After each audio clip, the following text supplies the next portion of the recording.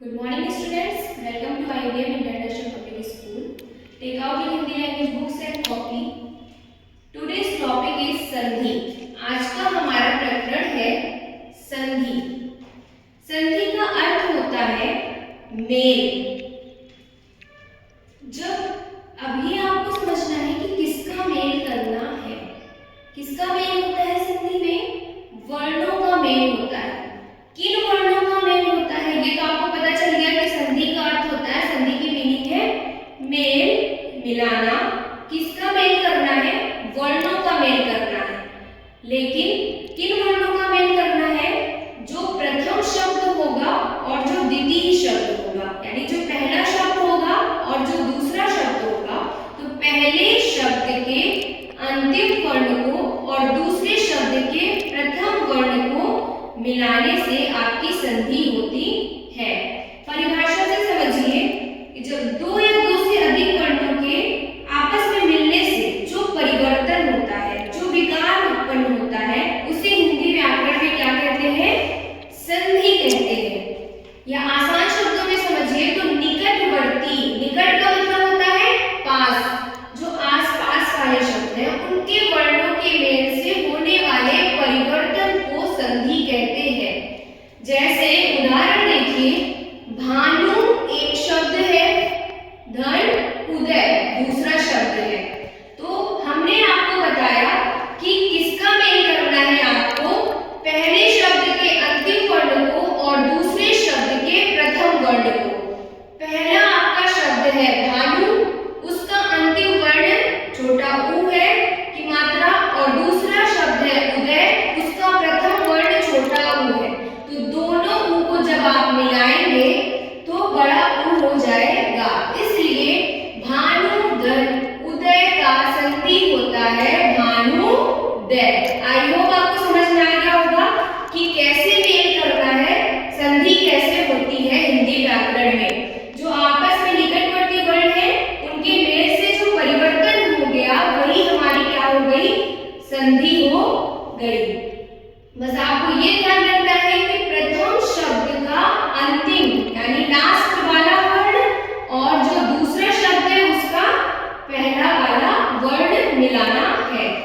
I hope आपको समझ में आ गया होगा संधि. अब हम पढ़ेंगे संधि के भेद यानी संधि के टाइप्स. संधि के 3 प्रकार होते हैं: स्वर संधि, व्यंजन संधि और विसर्ग संधि. स्वर संधि किसे कहते हैं?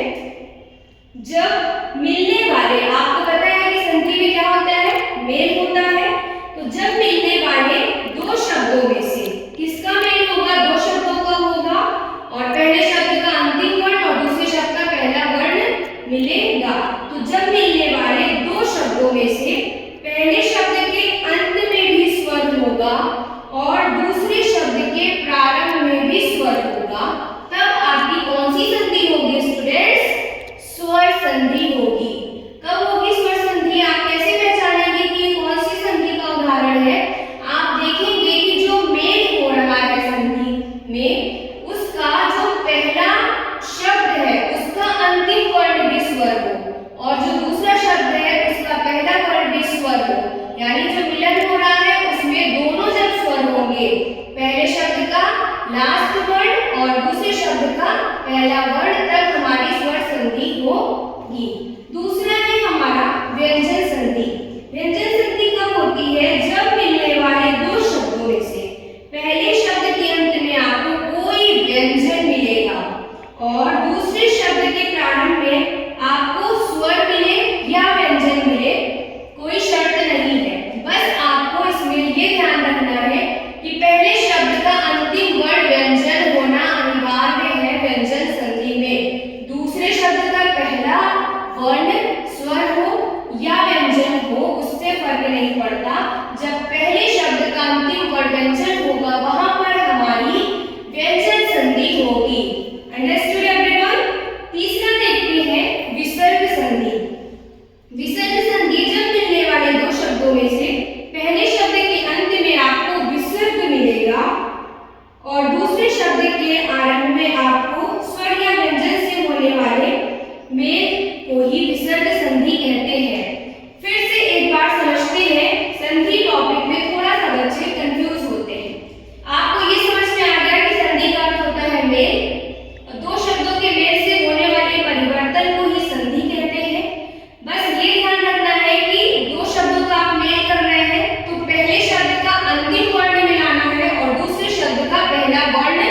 मिलाना है। जब स्वर संधि की बात होगी तो आपको पहले शब्द का अंतिम वर्ण भी स्वर होना चाहिए और दूसरे शब्द का पहला वर्ण भी स्वर होना चाहिए। व्यंजन संधि में आपका पहले शब्द का अंतिम वर्ण व्यंजन होना चाहिए, दूसरे शब्द का पहला वर्ण स्वर हो या व्यंजन हो, व्यंजन संधि होगी। विसर्ग संधि में आपको ये ध्यान रखना है कि पहले शब्द का अंतिम वर्ण विसर्ग होना चाहिए, दूसरे शब्द का अंतिम वर्ण स्वर हो या व्यंजन हो, विसर्ग संधि होगी। आई होप आपको स्वर संधि, व्यंजन संधि और विसर्ग संधि समझ में आ गया होगा। स्वर संधि के भी हमारे बहुत से प्रकार होते हैं, दीर्घ संधि, गुण संधि, वृद्धि संधि, यण संधि, अयाति संधि। ये जो स्वर संधि के हमारे कई प्रकार हैं वो हम आपको अगली कक्षा में पढ़ाएंगे।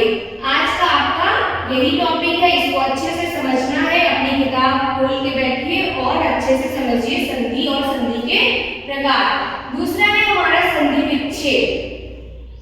संधि के नियमों के अनुसार मिले हुए वर्णों को यदि अलग अलग कर दिया जाए तो यह प्रक्रिया क्या कहलाती है? संधि विच्छेद कहलाती है।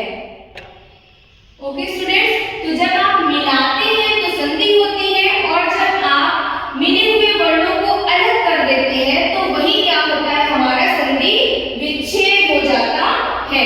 उदाहरण से समझिए, नरेश आपका संधि है, इसको जब आप संधि विच्छेद करेंगे नरेश का तो संधि विच्छेद में आपको अलग करना पड़ेगा नर धन ईश। ये नरेश शब्द का संधि विच्छेद क्या हुआ? नर धन ईश, यानी जो आपने मिलाया था शब्दों को उनको आपने अलग कर दिया तो वो आपके क्या हो गए? संधि विच्छेद हो गए। ऊपर हमने आपको एग्जांपल उदाहरण से समझाया, भानुदय उदय का संधि हुआ भानुदय। अगर मैं आपसे कहूं कि भानुदय का संधि विच्छेद कीजिए तो भानुदय का संधि विच्छेद क्या हो जाएगा? भानुदय उदय। आई होप आपको समझ में आ गया होगा कि संधि क्या होती है, संधि विच्छेद क्या होता है। संधि के जो मुख्य प्रकार है स्वर संधि, व्यंजन संधि, विसर्ग संधि। इस कक्षा कार्य को आपको अपनी हिंदी व्याकरण की कॉपी में सुंदर लेख में लिखना है। स्वर संधि, व्यंजन संधि, विसर्ग संधि की परिभाषा भी किताब से देखकर अपनी हिंदी व्याकरण की कॉपी में आप लिखेंगे। Okay students?